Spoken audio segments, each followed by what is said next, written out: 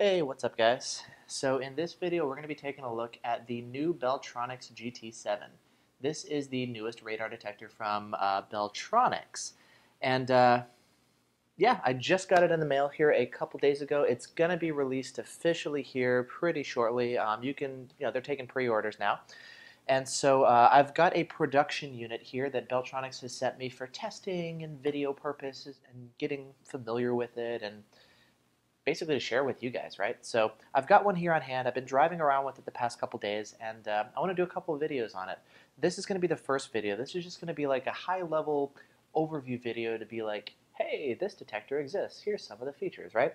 For those of you guys who are looking at it and you're saying, it kind of looks a little bit familiar, yeah, there would be a reason for that. For those of you guys who are familiar with the Escort Passport Max and the Max 2, if you take a look at them, you're going to notice they look pretty similar, don't they?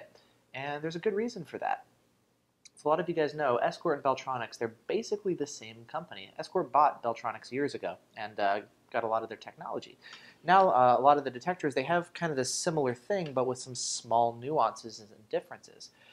This detector is basically an Escort Passport Max with a different name and a different shell. There are some other differences which I'm going to be getting into in the second half of the video because it's basically the same thing. I do want to do a more in-depth look into the similarities and differences between the two detectors. So that's going to be the part 2 of this video.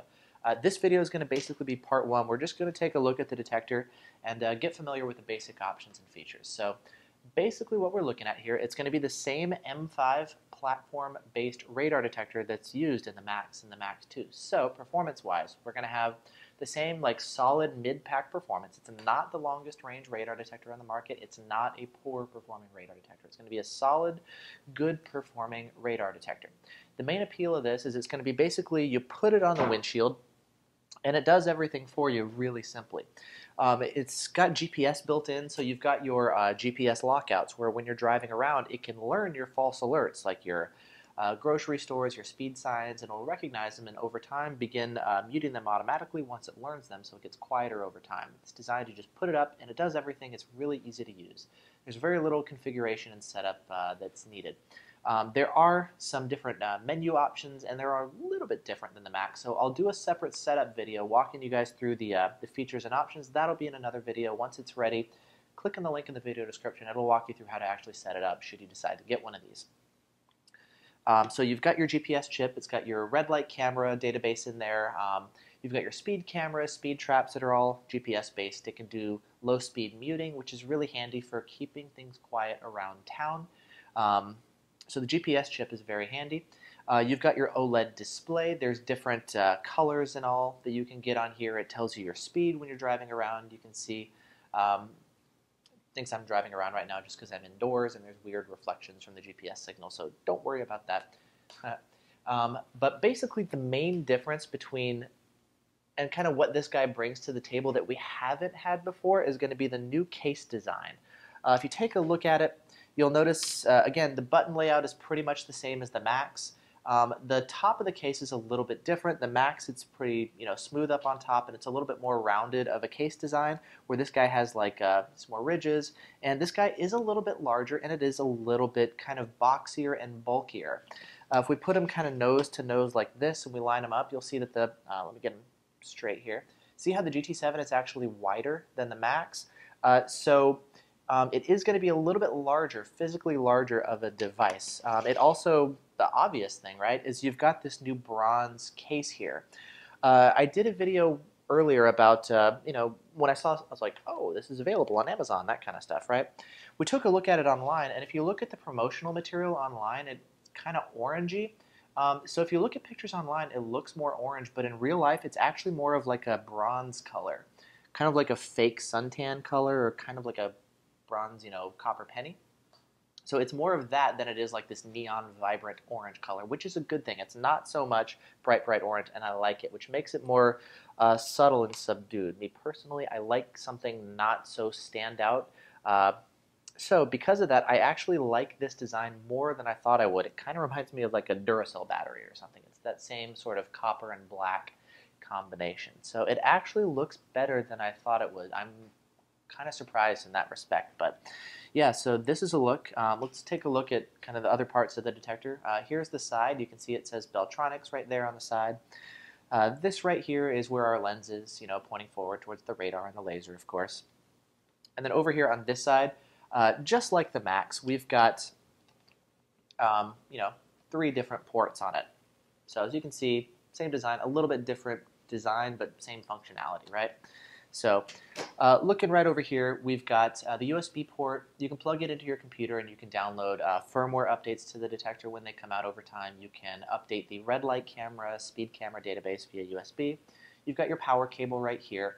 And then back in there is a little rubber kind of stopper right now, but if you pop it out, you've got a plug for a headphone jack or external speaker, something like that. So yeah, it's pretty much designed to be this really easy to use plug-and-play detector. It comes with a sticky cut mount, and it has the new magnetic mount, so you don't have to press a button to release it. Once you have it actually mounted here on your windshield, it just magnetically slides right in and attaches, which is pretty sweet. I like it. It makes it really easy to use. It's actually one of my favorite mounts now for radar detectors, just because you can do that. And when this is attached, got it up like this, you don't have to stick your finger way back here and press a button to remove it. It just slides right out like that. It's just a magnet. You can see it's like this, right? Whoops. So it's sticky with the magnet, but obviously works better when you put it in the detector. But yeah, so it's got the magnetic mount there. I do like that. So it's basically a Max, so it comes with all the Max features. The GPS lockouts, it's got compatibility with Escort Live, so you can pair it with your phone. There is no Bluetooth chip built into the detector, so it's actually a closer match to the original Max than it is the Max 2.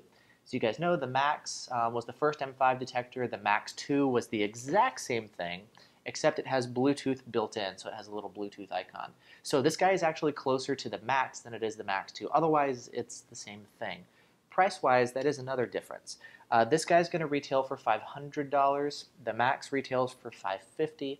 The Max 2 retails for $600. So $50 less than the original Max. So it's a more affordable option. Plus, it's got the new more copper bronze type case. So if you like the design over the silver, this, it's going to save you some money. And it also has some of the things, like it's got the Beltronics sound. We'll go ahead and trigger it with KA band real quick. Oops. KA band. You can hear it. Well, we've got the Escort and the Bell on. Oops. I'll do when I get the comparison stuff, I'll do both of them kind of back to back. But let's let that alert go away real quick. We'll do a K-band alert so you can hear the Beltronics K-band sound. Oops, stored. Look at that. Okay, so that was cool. That was not at all what I was intending. But what's happened is I'm sitting here with my radar gun, and I keep shooting this same radar gun in the same locations. It's actually learned that that is like a false alert. If you keep saying the same signal in the same location, it thinks it's a false. So let's go ahead and unlock that signal, because I do want it to alert. Unlocked. There we go. So there you go. Band. So there is the K-band alert. The audio is actually improved over the previous Beltronics models. I've got an RX65 here, M4. You can see it's also a Beltronics unit.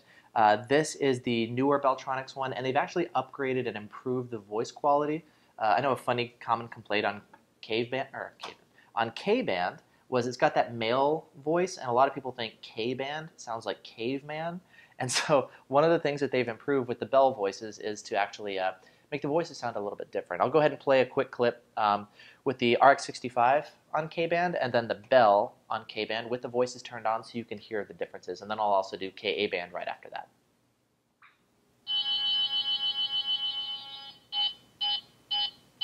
K-band.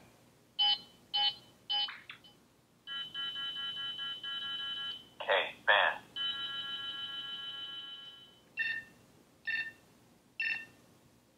KA-band.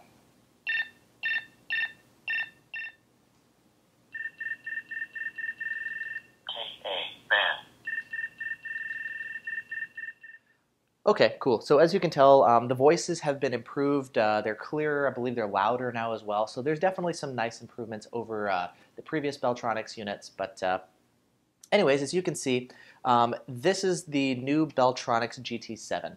I'm going to go ahead and do another video next, taking a look at the GT7 versus the Max. I do want to cover some of the nuances other than the fact that the price is different, the name is different, the sounds are different, the case is a little bit different. Like, obviously, yeah, that's the clear stuff. And then I want to go ahead and get into some of the other nuances as well and go over really what the differences are that I've noticed in the past couple days. So if you're curious about that and you really want to know what the differences are between the GT7 and the Max, go ahead and click on the video annotation on the screen or the link in the video description. We're going to go ahead and go into more detail now regarding the differences between the GT7 and the Escort Passport Max. So, cool. See you in the next video.